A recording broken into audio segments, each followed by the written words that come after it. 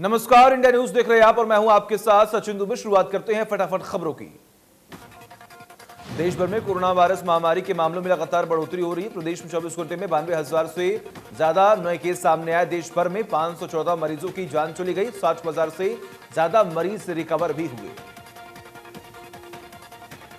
महाराष्ट्र में हालात सबसे ज्यादा खराब है। महाराष्ट्र में 24 घंटे में 49,000 से अधिक मामले आए सामने। 277 मरीजों ने दम तोड़ दिया, जबकि 37,000 से अधिक मरीज रिकवर भी हुए। बॉलीवुड एक्टर अक्षय कुमार को कोरोना हो गया है। अक्षय कुमार ने इस बारे में इंस्टाग्राम पर पोस्ट करते हुए कहा कि वो हम क्वारंटाइन में हैं और जरूरी मेडिकल मदद ले रही हैं। अक्षय कुमार ने अपने संपर्क में आने वाले सभी लोगों से कोरोना टेस्ट करवाने की अपील की। कहा कि जल्द ही एक्शन में वापस आऊंगा। दिल्ली में भी एक बार फिर कोरोना पैर पसारता हुआ जा रहा है। राजधानी में पिछले 24 घंटे में कोरोना के 3,567 नए केस सामने आए। 10 लोगों की जान चली गई। प्रदेश में 24 घंटे में कोरोना के 1900 से अधिक मरीज मिले। 10 मरीजों ने दम तोड़ दिया। अब एक्टिव केस 11,000 के पार। सबसे ज्यादा केस गुरुग्राम और फरीदाबाद में मिले।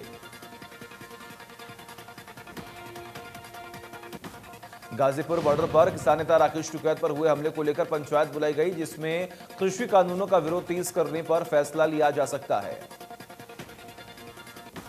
जींद में आम आदमी पार्टी की किसान महापंचायत होगी, जिसे दिल्ली के मुख्यमंत्री अरविंद केजरीवाल संबोधित करेंगे। महापंचायत में कई नेता शामिल होंगे। पुलिस ने सुरक्षा के पुख्ता इंतजाम किए। रोहतक में मुख्यमंत्री के कार्यक्रम के दौरान हुए झगड़े को लेकर किसान नेता गुरनाम सिंह चढ़ूनी ने कहा है कि किसानों पर पुलिस ने लाठियां बरसाई हैं। किसान नेता गुरनाम सिंह चढ़ूनी ने कहा कि पुलिस ने जानबूझकर लाठीचार्ज किया। महापंचायत कर आगे की रणनीति तैयार की जाएगी।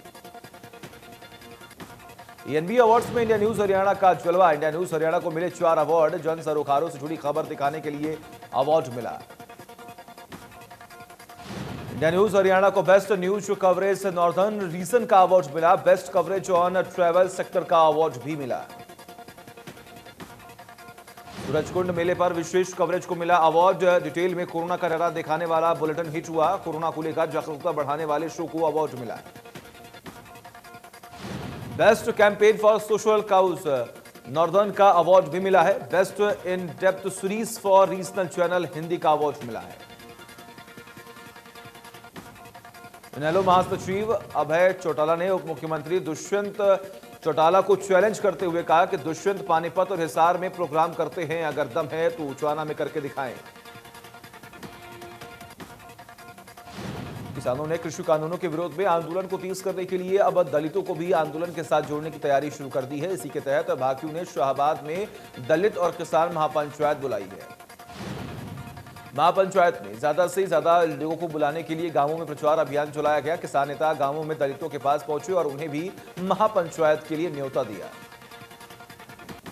राजस्थान के अलवर में किसान नेता राकेश टिकैत के काफिले पर हमला। टिकैत ने वीडियो ट्वीट कर बीजेपी कार्यकर्ताओं पर लगाया आरोप। गाजीपुर बॉर्डर पर किसानों ने जमकर किया प्रदर्शन। अलवर में किसान नेता राकेश टिकैत के काफिले पर हुए हमले में पुलिस ने 16 आरोपियों को गिरफ्तार किया। मदरसा यूनिवर्सिटी के पूर्व छात्र संघ अध्यक्ष कुलदीप यादव के नेतृत्व में विरोध प्रदर्शन किया गया।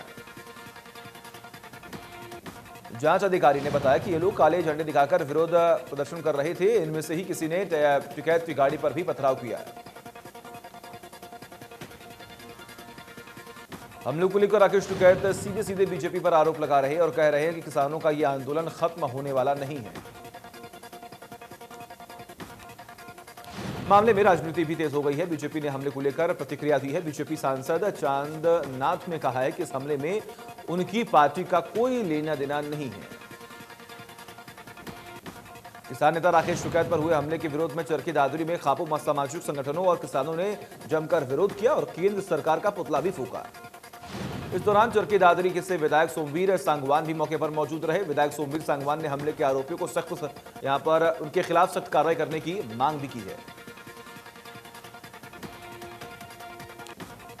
स्वच्छ फरीदाबाद सुंदर फरीदाबाद के मुद्दे पर नगर निगम कमिश्नर यशपाल यादव ने नगर निगम के सभी अधिकारियों के साथ बैठक की। बैठक में कचरा निस्तारण को लेकर भी बातचीत हुई। नगर निगम कमिश्नर ने माना कि शहर में मौजूदा समय में कचरा निस्तारण सबसे बड़ी समस्या है। 40% घरों से कचरे को ही घर घर जाकर इकट्ठा किया जा रहा है। सीवरेज व्यवस्था को भी बेहतर तरीके से नहीं संभाला जा रहा है। निगम कमिश्नर ने कहा कि मौजूदा समय में 230 वाहन हैं और 450 से अधिक वाहनों की इस वक्त जरूरत है।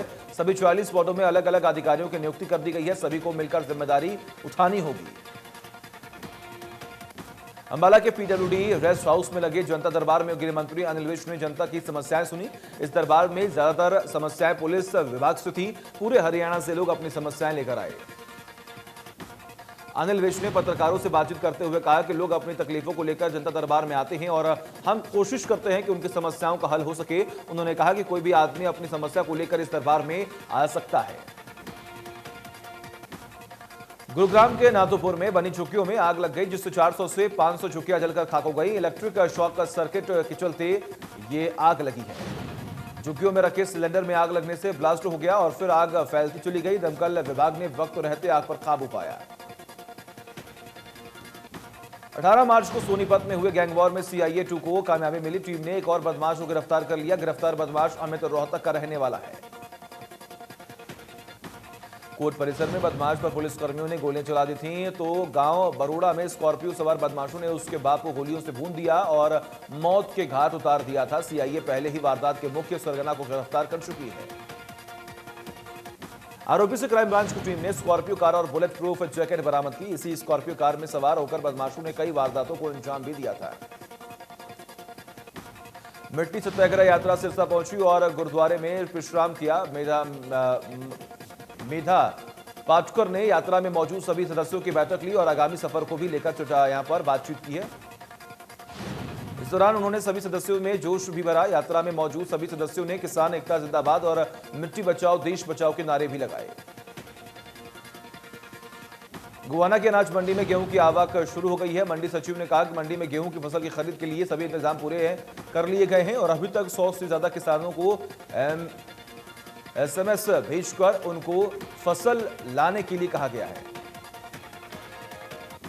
इसके अलावा कोविड-19 के गाइडलाइंस को ध्यान में रखते हुए व्यापारियों और स्टाफ कर्मचारियों को भी निर्देश दिए गए कि मंडी में पहुंचने वाले किसानों को सैनिटाइज और मास्क की सुविधा उपलब्ध कराई जाए।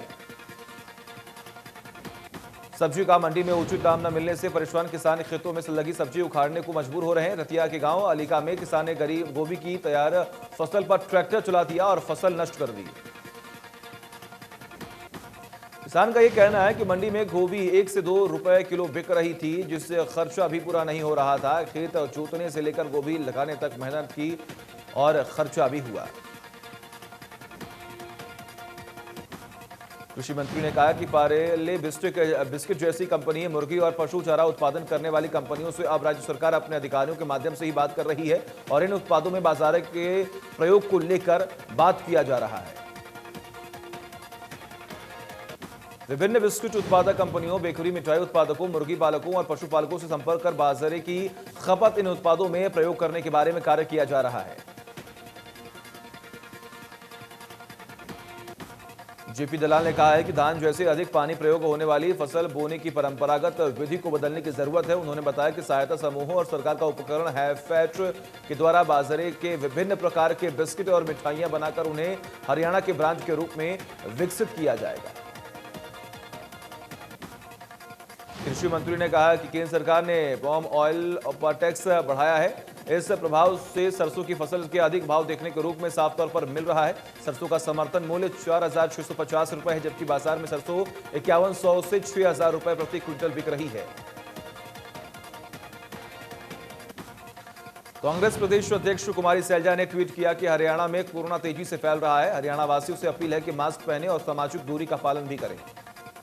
कुमारी सैलजा ने लिखा कि वैक्सीनेशन के बाद भी लोगों में लक्षण देखे जा रहे हैं। सरकार कोरोना की रोकथाम के लिए जरूरी कदम उठाए। रतला में सिक्योरिटी मनी के नाम पर बिजली बिलों में की जा रही बढ़ोतरी के विरोध में लोगों ने हरियाणा वेयर हाउस के चेयरमैन और विधायक नयनपाल रावत को ज्ञापन सौंपा और मदद की गुहार लगाई। विधायक नयनपाल रावत ने लोगों को आश्वासन दिया कि इसमें अगर कोई और प्रावधान होगा तो इसको लेकर मुख्यमंत्री से बात करेंगे ताकि लोगों को राहत मिल सके। कोरोना के बढ़ते मामलों के चलते गोहाना में भी प्रशासन सख्त होता दिखाई दे रहा है। एक बार फिर शादी समारोह या किसी और समारोह पर लगने वाली भीड़ पर पाबंदी लगाने के फैसले लिए जा रहे हैं। एसडीएम ने अधिकारियों को निर्देश दिए कि किसी शादी या बाकी समारोह से 50 से ज्यादा लोग इकट्ठे नहीं होने चाहिए। आयोजकों को समारोह के लिए एसडीएम से अनुमति लेनी होगी। बिना मास्क वालों के चालान भी काटे जाएंगे।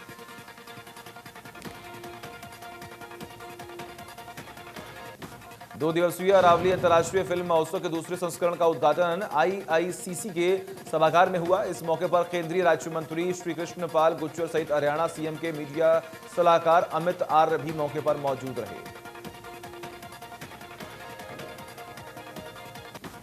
उद्घाटन सत्र को संबोधित करते हुए कृष्णपाल गुर्जर ने कहा कि फिल्म एक ऐसा माध्यम है जो जीवन पर बहुत गहरा असर छोड़ता है, इसलिए अच्छे समाज के लिए अच्छी फिल्मों का होना भी बहुत जरूरी है। निकिता हत्याकांड मामले में कोर्ट के आदेश की कॉपी अब जाकर पीड़ित परिवार को मिली है, जो 121 पेज की है। कोर्ट ने तौसीफ और रिहान को उम्र कैद की सजा भी सुनाई थी। अब निकिता के वकीलों का पैनल उस आदेश की कॉपी का अध्ययन करने के बाद दोनों आरोपियों को फांसी की सजा के लिए हाईकोर्ट में अपील करेगा।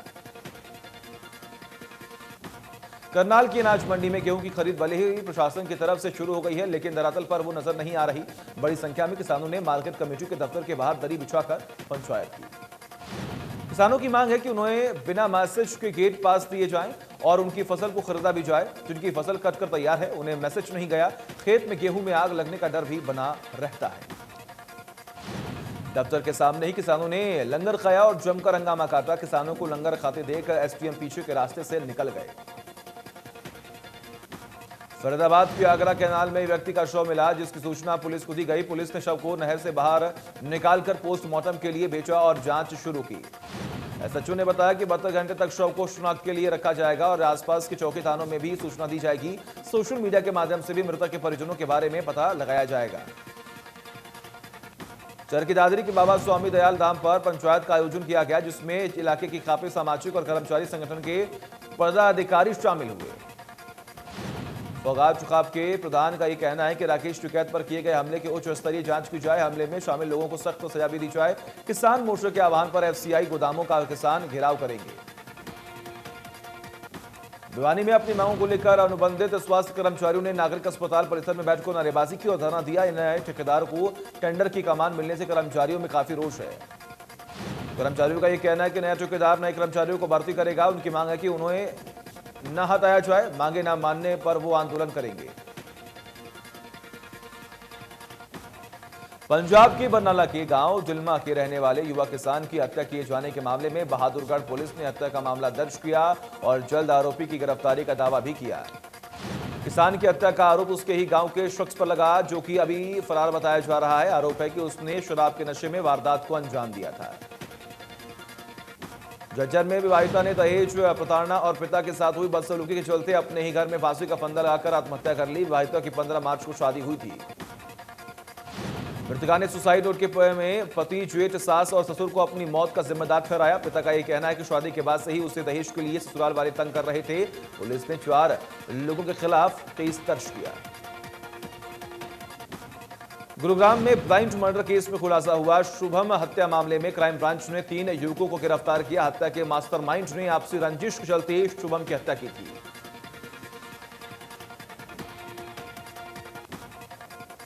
कुरुक्षेत्र के शाहबाद उपमंडल में बाकियों और दलित संगठनों द्वारा दलित महापंचायत का आयोजन किया गया। बाकियों नेता गुरनाम सिंह ने कहा, फिर से किसान करेंगे दिल्ली कूच।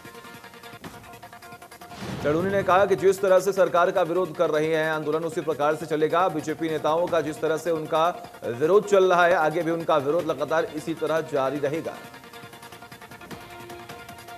करनाल मार्केट कमेटी ऑफिस पर किसानों के धरने में पहुंचे डीसी और एसपी ने किसानों को आश्वासन देते हुए कहा कि सभी किसानों की गेहूं बिना किसी रोकटोक के खरीदा जाएगा और गेट पास सभी को मिलेगा। 24 घंटे मंडी में ड्यूटी लगेगी। जो भी किसान मंडी में गेहूं लेकर आएगा उसको रोका नहीं जाएगा। बिना शेड्यूल के भी अगर किसान गेहूं लाएगा उसको भी गेट पास मिलेगा। किसानों की सभा मांग सरकार ने मान ली है। महेंद्रगढ़ के गांव भवानिया की बेटी चंचल ने अपने देश के सबसे बड़े संस्थान रक्षा अनुसंधान एवं विकास संगठन में वैज्ञानिक बनने पर गांव के ग्रामीणों ने सम्मान समारोह आयोजित कर उन्हें सम्मानित किया। उन्होंने अपनी लगन और मेहनत के बलबूते पर रक्षा अनुसंधान एवं विकास संगठन की परीक्षा पास कर वैज्ञानिक के पद को हासिल किया। उनकी इस उपलब्धि पर आज पूरे गांव को गर्व महसूस हो रहा है। ग्रामीणों ने अपने गांव की बेटी के उज्जवल भविष्य की कामना भी की। फरीदाबाद के ककड़ीपुर गांव में दबंगों की दबंगी देखने को मिली। दलित परिवार ने पंचायती जमीन पट्टे पर लेकर 7.5 एकड़ गेहूं की फसल बोई थी, लेकिन अब दबंगों ने दलित परिवार की फसल काट ली है। गांव ककड़ीपुर में धीरज ने कहा कि पिछले 2 साल से लगातार उस जमीन पर फसल बो रही थी। उस पर पंचायत के 2 लाख बकाए हैं, जिसका उसे नोटिस भी मिला है। उसे उम्मीद थी कि फसल काटकर गेहूं बेचकर इन पैसों को जमा कर देगा, लेकिन गांव के दबंग दौलतुराम उसकी खड़ी गेहूं की फसल को काट कर ले गया। विरोध करने पर उनके साथ मारपीट भी की गई। गेहूं की खड़ी फसल को काटने के दौरान धीरज ने इस बात की सूचना पुलिस को भी दी। मौके पर अब एक पुलिसकर्मी को तैनात भी कर दिया गया। पानीपत में शनिवार को सीएम फ्लाइंग और स्वास्थ्य विभाग की टीम ने बड़ी कार्रवाई करते हुए मेडिकल स्टोरों पर छापेमारी की। बार बार शिकायत मिल रही थी कि कुछ मेडिकल स्टोर संचालक अवैध तरीके से नशीला और प्रतिबंधित दवाइयां बेच रही हैं। शिकायत पर करनाल से सीएम फ्लाइंग की टीम और पानीपत से स्वास्थ्य विभाग की संयुक्त टीम ने नानक मेडिकल, विनायक मेडिकोज और सिटी मेडिकोज पर कार्रवाई की है, जिन पर नशीली और प्रतिबंधित दवाइयां मिली हैं। इसके साथ ही कई मेडिकल स्टोरों को नोटिस भी दिए गए हैं, जिनके बाद उनके ऊपर कानूनी कार्रवाई अमल में लाई जाएगी। सोनीपत से गुजरने वाले कुंडली मानेसर पलवल एक्सप्रेसवे पर खरखोदा क्षेत्र में एक 30 रफ्तार दूध के टैंकर ने खड़े ट्रक में जोरदार टक्कर मार दी। इस हादसे में कार चालक और ट्रक क्लीनर की मौके पर ही मौत हो गई। कार में सवार 2 अन्य युवक गंभीर रूप से घायल हो गए। हादसे की जानकारी मिलने के बाद खरखोदा थाना पुलिस मौके पर पहुंची और मामले की जांच जुटी हुई है। हादसे के बाद दूध कंटेनर चालक मौके से भागने में सफल हो गया है। गुरुग्राम में 25,000 का इनामी बदमाश सचिन उर्फ मूसा गिरफ्तार। गुरुग्राम पुलिस की क्राइम ब्रांच ने किया गिरफ्तार। हत्या के प्रयास, फिरौती के कई मामलों में था वंचित। नोएडा के गैंगस्टर रणदीप बाटी का साथी है सचिन। गुरुग्राम पुलिस ने सचिन के कब्जे से एक पिस्तौल भी बरामद की। चरखी दादरी अथॉरिटी में तत्कालीन एसडीएम और आरसी क्लर्क के मिलीभगत कर दूसरे राज्यों से चोरी की गाड़ियों के फर्जी दस्तावेजों से रजिस्ट्रेशन करने का मामला सामने आया। सीएम फ्लाइंग ने जब रिकॉर्ड कंगाला तो उससे 2016 में ही रजिस्ट्रेशन की फाइलें मिली। पलवल में रात के समय में घर में सो रही महिला के साथ दुष्कर्म की वारदात को अंजाम दिया गया। महिला थाना पुलिस ने पीड़ित की शिकायत पर नामजद आरोपी के खिलाफ मुकदमा दर्ज कर लिया। जांच शुरू। पलवल में स्थित विभिन्न अनाज मंडियों में 6,317 मीट्रिक टन गेहूं की खरीद की गई।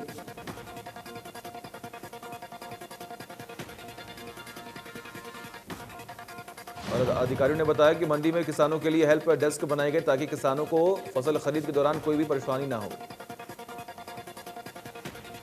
प्रदेश की मंडियों में सरसों और गेहूं की सरकारी खरीद शुरू हो चुकी है।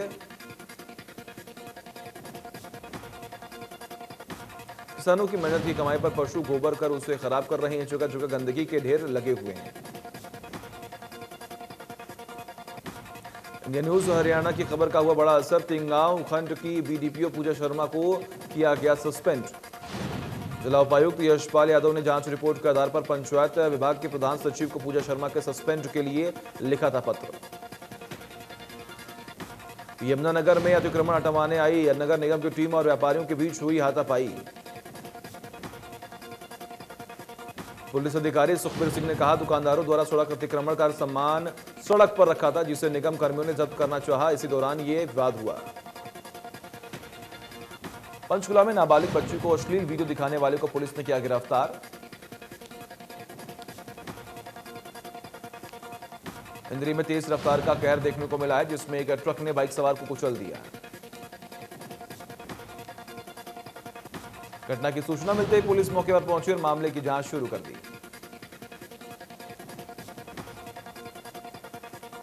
अमेरिकी संसद भवन के बाहर कार चालक ने बैरिकेड में टक्कर मारने के बाद 2 पुलिस अधिकारियों को कुचल दिया।